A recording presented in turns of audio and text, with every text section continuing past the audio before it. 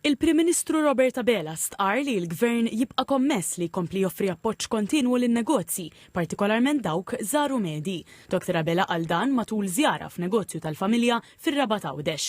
Stqarrija mill-Uffiċċju tal-Prim Ministru qalet li akkumpanjat mill-Ministru għal Għawdex Clint Camilleri, Dr. Abela żar il-kumpanija Michael Grech Financial fejn iltaqa' ma' tmexxija u l-ħaddiema.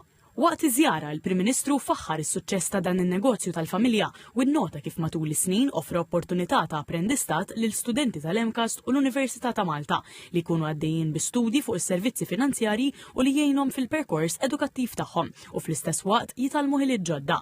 Dr. Abela minn referenza wkoll għall-emendi li l-Gvern kien għamel fl-att dwar in-negozji tal-familja u semma tnaqqis fit-taxxa tal-boll fit-trasferiment ta' negozju bejn membri tal-familja. Innota b'sodisfazzjon kif dan in-negozju se jkun qed jgħaddi għand it-tieni ġenerazzjoni tal-familja.